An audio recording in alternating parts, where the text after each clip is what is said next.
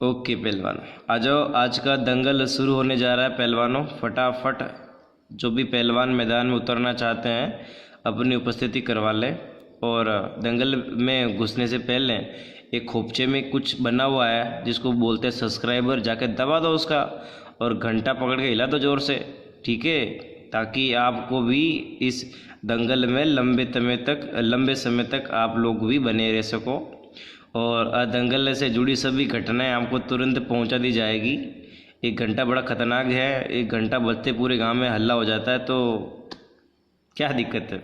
चलिए, हो गई मस्ती और स्टार्ट करते हैं। आज की जो दंगल की जो कहानी है, ये प्रेम कहानी है। आज जो है हम पढ़ेंगे मेगा स्पोरोजेनेसिस।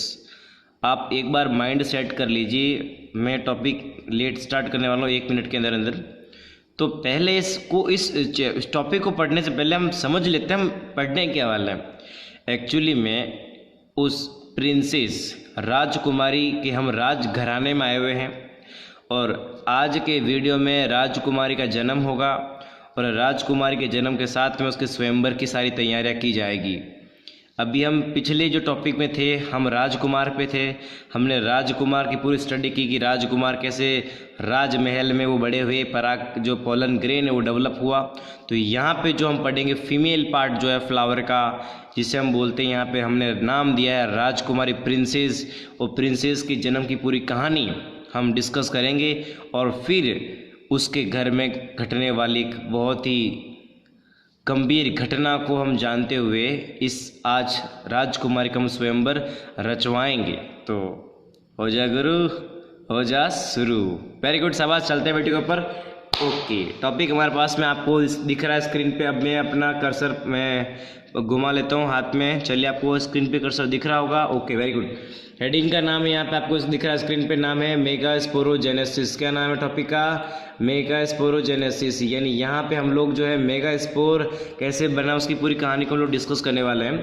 आपके सामने कुछ यहाँ पे 5 डायग्राम दिख रहे हैं। 5 डायग्राम को मैं समझाने वाला हूँ स्टेप बाय स्टेप। ओके, तो सबसे पहले हम लोग यहाँ पे समझते हैं कि जर्नल सिचुएशन में कि एक जो फीमेल फ्लावर है उसके अंदर की पूरी कहानी क्या होती है। तो हम पढ़ते हैं इसमें पहला point, beginning the process nucellus develop from the placenta in the form of small rounded outgrowth like structures. That is this stage all the cell of nucellus are, repeat कर रहा हूँ अगर आपके खोपड़े में नहीं उतरा हो, बिल्कुल सीधी भाषा में समझा रहा हूँ। हमारे पास में ओव्यूल्स में अभी क्या अवेलेबल है? क्या अवेलेबल है? क्या अवेलेबल है? न्यूसिलस। क्या अवेलेबल है? न्यूसिलस। ओके, डेवलप कहाँ हुआ था? कहाँ से डेवलप? From placenta. कहाँ से डेवलप हुआ था साहब? प्लेसेंटा से। ओके, और कैसे डेवलप हुआ? स्मॉल फॉर्म राउंडेड ग्रोथ, ठीक है, छोटी सी राउंडेड सेल्स फॉर्म में डेवलप हुआ था।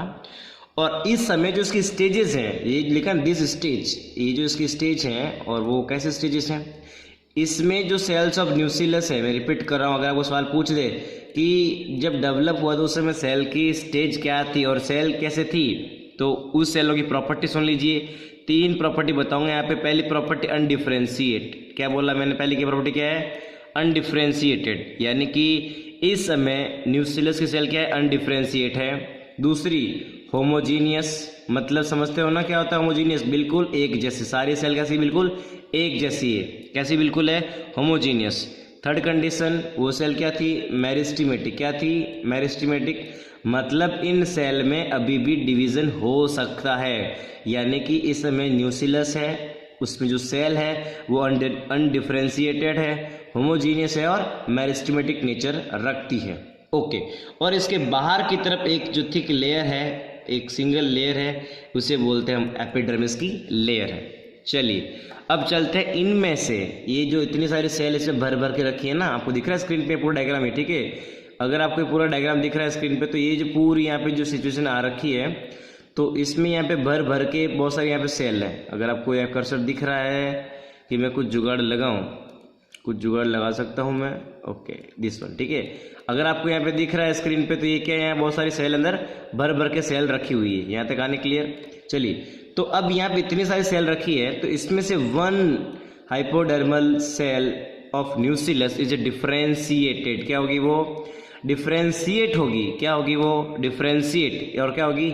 इंक्रीज इन साइज, यानी कि इसमें से ही इनमें से, दिख रहा है पूरा एक गुच्छा दिख रहा है आपको, इसमें से ही कोई एक सेल वो डिफ्रेंशिएट होगी और बाकी सेल क्या होगी, बिल्कुल आप मतलब अब वो जो है जब उसका आकार बढ़ेगा क्या होगा, उसका जब डिफ्रेंशिएट होगी तो उसका इंक्रीज इन साइज, उसका आकार बढ़ेगा। जब आकार बढ़ेगा तो क्या वो बाकी से उसकी होगी बिल्कुल अलग हो जाएगी। ओके, और इसी सेल का नाम है यहाँ पे बोला गया आर्किस्पोरियल सेल। क्या नाम दिया गया यहाँ पे, आर्किस्पोरियल सेल। मैं रिपीट कर देता हूँ अगर आपको स्क्रीन पर दिख रहा है, यानी कि आपको दिख रहा है स्क्रीन, ये दिस वन, ये जो सेल आपको मैंने अभी यहाँ पे बना दिखा रहा हूँ डायग्राम में, ये जो ब्लैक कलर का यहाँ पे दिख रहा है डायग्राम, ये जो सेल है ये सब की सेल की तरह ये थी, इन्हीं के ही परिवार का एक सदस्य था। अब ये इनसे अलग हो गई है, डिस्टिंक्ट रूप से वो अलग हो चुकी है और इसको बोला गया आर्किस्पोरियल। क्या बोला गया इसको, आर्किस्पोरियल सेल बोला गया। और यहीं से शुरू होती कहानी। अब एक जो पूरा परिवार है, क्या है, ये पूरा एक परिवार है। इस परिवार को चलाने के लिए आर्किस्पोरियल ने क्या किया, एक मास्टर प्लान बनाया और ये आर्किस्पोरियल ने बोला कि हम घर के सारे मैनेजमेंट को 2 भागों में बांट देंगे। रिपीट कर रहा हूँ, इस पूरे सिस्टम को 2 पार्ट में डिवाइड किया जाएगा। इन दोनों के नाम हैं, जो बाहर वाला सारा काम का संभालेगा उसे बोलते हैं outer primary parietal cell. Repeat कर रहा हूँ, क्या नाम दिया, आउटर प्राइमरी पैराइटल सेल। और जो सारा अंदर का मैनेजमेंट संभालेगी इसे बोला गया है, क्या नाम दिया गया है, इनर प्राइमरी स्पोरोजीनियस सेल। क्या नाम दिया गया है, इनर प्राइमरी स्पोरोजीनियस सेल।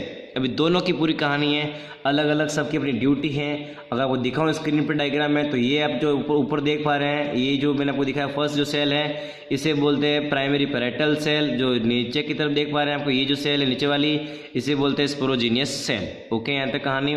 अब इनके प्रोग्रामिंग समझते हैं कि ये जो पैराइटल सेल है कि ये सेल है अपना कौन सा फंक्शन करेगी और इसकी क्या ड्यूटीज है, ये बताने वाले हम नेक्स्ट पॉइंट में। चलते साहब नेक्स्ट पॉइंट बढ़ते हम आगे। तो हमने यहाँ पे पॉइंट डिस्कस किए कि ये जो पैराइटल सेल है इसकी जो एक्टिविटी है ये डिपेंड करती है किसके ऊपर, टाइप्स ऑफ प्लांट, यानी कौन सा प्रकार का प्लांट है।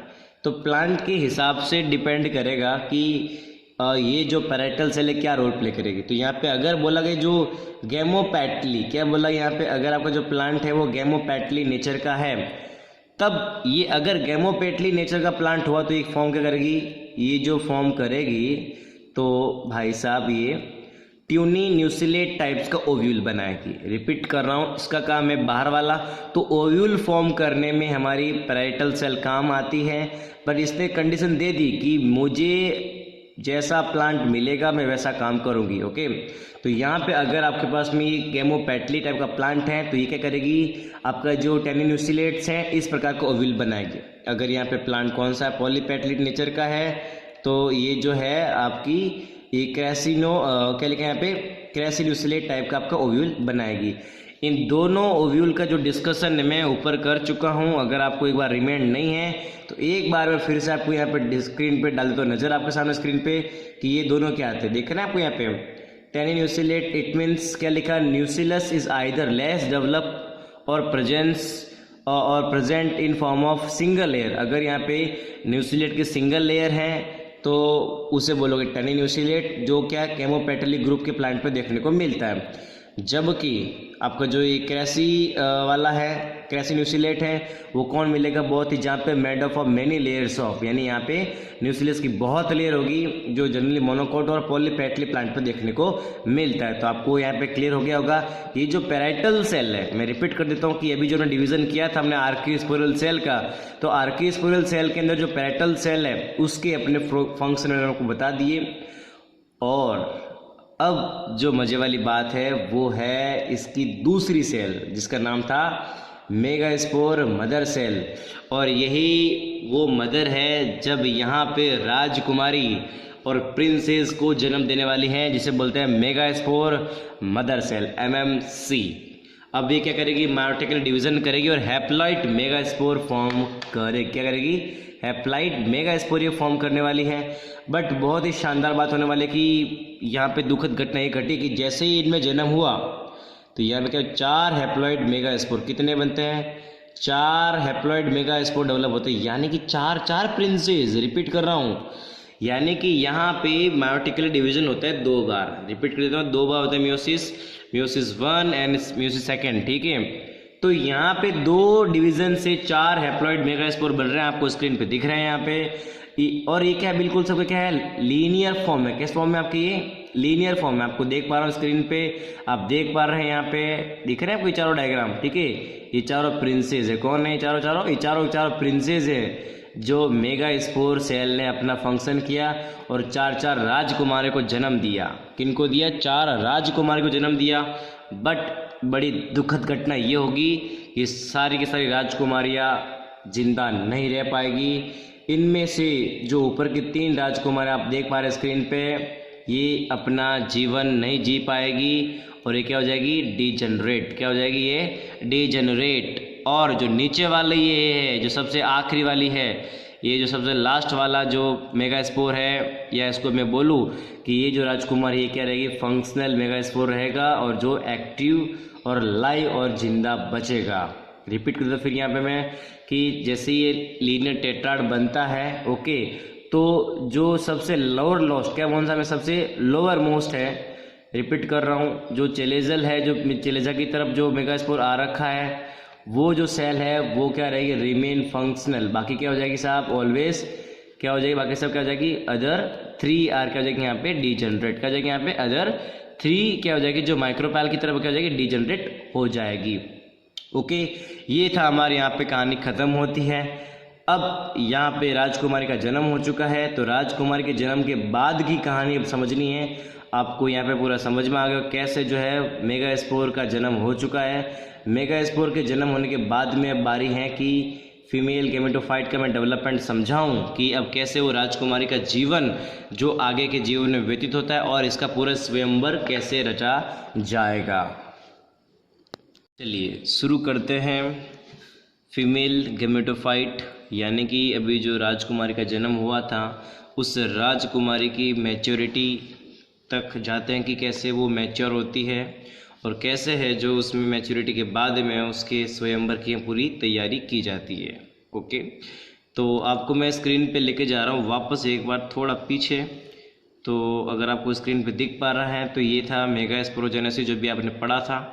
मदर सेल थी, इसने डिवीज़न किया तो 2 बनी, फिर डिवीज़न हो तो क्या बनी, लीनियर टेट्राड बना टेट्राड। इसमें से 3 हो गए डीजेनरेट, बची पीछे 1 लोअर मोस्ट। अभी लोअर मोस्ट में क्या हुआ, आगे डेवलपमेंट हुआ है और ये डेवलपमेंट आपके सामने स्क्रीन पे दिखा दिया है मैंने। और इसी डेवलपमेंट को हमें अब डिटेल में पढ़ना है, डिटेल में इसको पूरा डिस्कस करना है। ओके, यहाँ तक आने क्लियर सबको बच्चों को? ओके, चलिए शुरू करते हैं साहब। स्क्रीन पे आ जाए फटाफट। एक बार पहले आपको मैं दिखा देता हूँ डायग्राम के जरिए। यहाँ पे साहब क्या था हमारे पास में, ये एक क्या था, अगर आपको दिख पा रहा है स्क्रीन पे तो बिल्कुल क्लियर। ये क्या था सब हमारे पास में, एक मेगास्पोर मदर सेल जो पीछे बचा था। इस मेगास्पोर मदर सेल में एक न्यूक्लियस था, डिस्टिंक्ट न्यूक्लियस था। इसमें हुआ कैरियोकाइनेसिस, न्यूक्लियस डिवीजन हुआ, 2 न्यूक्लियस बने। कितने बने? 2 बने। अब दोनों कहाँ चले गए, पोल दिख रहा है आपको, दोनों पोल की तरफ बढ़ रहे हैं। फाइनली कहाँ पे आ गए, पोल पे आ गए। पोल पे आने के बाद में फिर क्या हुआ, अगेन कैरियोकाइनेसिस हुई और ये 2 से क्या हो गया फाइनली 4 न्यूक्लियस। यानी यहाँ पे क्या हो रहा है, माइटोसिस। रिपीट कर देता हूँ, यहाँ पे माइटोसिस हो रहा है न कि मियोसिस। क्लियर, यहाँ पे समसूत्री विभाजन हो रहा है न कि अर्धसूत्री। तो 1 था, 1 से 2 बने, 2 ने डिवाइड किया 4 बने और 4 ने कितना किया है तो 8 बने। कितने बन गए, 8। ये 8 डिवीजन होने के बाद में अब इनमें होता है रीअरेंजमेंट। क्या होता है इनके अंदर, रीअरेंजमेंट। यानी 3 रहेंगे ऊपर की तरफ, 3 रहेंगे नीचे की तरफ। और ये जो 3 यहाँ पे अवेलेबल, इनमें से 1 कहाँ आ जाएगा, पोल दिख रहा है आपको यहाँ पे, ये कहाँ जा रहा है, पोल की तरफ। इन 3 में से चौथा जो है वो टुवार्ड पोल की तरफ, मतलब टुवार्ड आपके सेंटर की तरफ फॉरवर्ड करने की कोशिश कर रहा है। रीअरेंजमेंट हुआ, तीनों कहाँ हो गए, 3 सेल आपके, सॉरी 3 न्यूक्लियस रह गए पोल की तरफ, 3 हो गए इस पोल पर, 2 कहाँ आ गए, बीच में आ गए। और अगर आपको दिखाऊँ इसको जूम करके एकदम बहुत बढ़िया से, तो आप इसको आराम से आपको मैं दिखाता हूँ, बहुत बढ़िया सा दिखा जूम करके, अगर आपको स्क्रीन पे दिख पा रहा है। ओके, वेरी गुड, शाबाश। चलिए, तो अब आप देख पा रहे हैं स्क्रीन पे आपको डायग्राम दिख रहा होगा। तो यहाँ पे ये सिचुएशन बन जाती है। अब यहाँ तक क्या हुआ पूरा, अभी तक ये जो डेवलपमेंट हुआ ये था ओनली और ओनली कैरियोकाइनेसिस। अब होती है साइटोकाइनेसिस और साइटोप्लाज्म के डिवीजन से ऊपर के जो 3 सेल है, यहाँ पे 3 सेल फॉर्म होती है जिनका नाम होता है एंटीपोडल सेल, और नीचे की तरफ भी 3 सेल क्या डेवलप होती है, इन तीनों को बोलते हैं एग एपरेटस। यहाँ होता है 2+1, ये जो साइड में 2 छोटी हैं इन्हें बोलते हैं सिनर्जिड सेल, और जो बीच में एक बड़ी है इसे बोलते हैं एग सेल, और यही मदर सेल है, और यही वो पूरी फीमेल तैयार हो चुकी है, फीमेल के सेक्स ऑर्गन तैयार हो चुके हैं, मतलब फीमेल मैच्योर हो चुकी है, फीमेल अब शादी के लिए तैयार हो चुकी है। और इनके बीच में क्या बना था, यहाँ पे ये दिख रहा है आपको, जो 2 न्यूक्लियस थे ये हो गए फ्यूज होके एक सेकेंडरी न्यूक्लियस फॉर्म होता है जो कहता है डिप्लॉयड कंडीशन में होता है। और इस एग अपरेटस के नीचे की तरफ दिख रहा है आपको फिंगर लाइक दिख रहे स्ट्रक्चर्स, इन्हें बोलते हैं फिलीफॉर्म। क्या बोलते हैं? फिलीफॉर्म बोलते हैं। ओके, और ये जो स्ट्रक्चर है हमको जो आपको देख पा रहे हैं स्क्रीन पे, इस स्ट्रक्चर को बोलते हैं 7 सेल 8 न्यूक्लिएटेड स्ट्रक्चर। क्या बोलते हैं? 7 सेल 8 न्यूक्लिएटेड स्ट्रक्चर कहते हैं, और इसी को बोलते हैं फीमेल गेमेटोफाइट और एम्ब्रियो सेक। और फाइनली यहाँ पे क्या होती है, इस प्रकार से अगर सारे अंदर सिस्टम डेवलप हो जाते हैं, मतलब फीमेल अब सेक्सुअली डेवलप हो चुकी है, फीमेल अब शादी के लिए तैयार हो चुकी है। और यहाँ पे जो फिलीफॉर्म है इनकी दिखा दे तो फंक्शन में, ये फिलीफॉर्म का काम होता है कि ये फिलीफॉर्म जो है न्यूक्लियस से खाना लेते हैं और इस एम्ब्रियो से को फूड सप्लाई देते हैं। उसके अलावा ये जो फिलीफॉर्म है, जब बारात आती है, जब पोलन ट्यूब आती है, तो पोलन ट्यूब को माइक्रोपाइल की तरफ अट्रैक्ट करते हैं, तो वो करते हैं ये है फिलीफॉर्म। ये फिलीफॉर्म एक केमिकल छोड़ती है और एक केमिकल के कारण इसमें अट्रैक्ट होती है। तो अभी जो मैंने आपको दिखा रहा हूँ स्क्रीन पे, ये मैंने आपको पूरी स्ट्रक्चर एक बार दिखा दी है।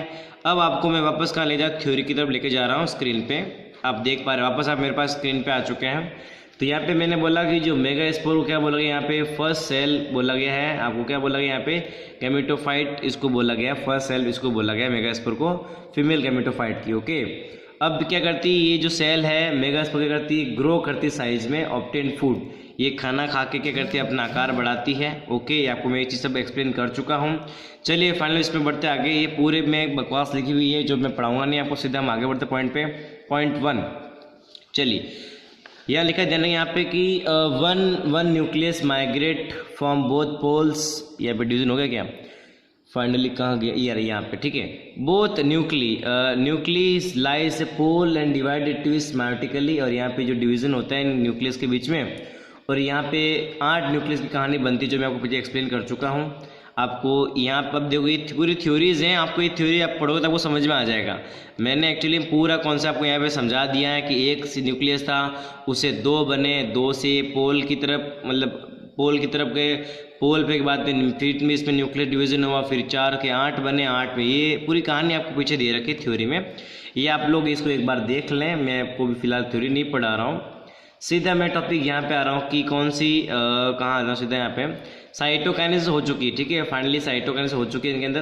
तो 3 सेल जो बनती है इसके अंदर माइक्रोपाइल की तरफ, और इन्हें बोलते हैं हम लोग एग एपरेटस। क्या बोलते हैं? Egg apparatus. आपको मैं दिखा चुका हूँ।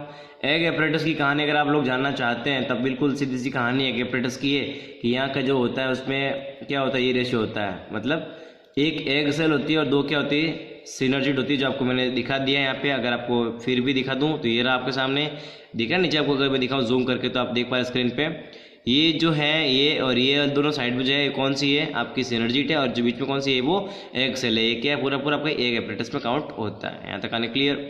चलिए अब ये पूरा हो गया हमारे पास में, कहानी चलते हैं आगे। और उसके बाद में जो चेलेजल पार्ट की तरफ है, क्या बोला, जो बिल्कुल चेलेजल पार्ट में होती है उन्हें क्या बोला गया यहाँ पे, एंटीपोडल सेल उनका नाम दिया गया है। और जो बीच में जो न्यूक्लियस आए थे, बीच में बिल्कुल जो सेंटर में जो 2 न्यूक्लियस आए थे दोनों पोलर की तरफ से, उनको नाम क्या दिया गया था, सेकेंडरी न्यूक्लियस बोला गया है, जो क्या था, डिप्लॉयड नेचर का होता है। ओके, तो ये जो कंडीशन होती है इसे बोलते हैं 7 सेल 8 न्यूक्लिएटेड कंडीशन बोलते हैं, और इसी को हम बोलते हैं क्या, फीमेल गेमेटोफाइट या एम्ब्रियो से कह सकते हैं। तो अब यहाँ पे फीमेल फाइनली क्या हो गई, मैच्योर हो चुकी है।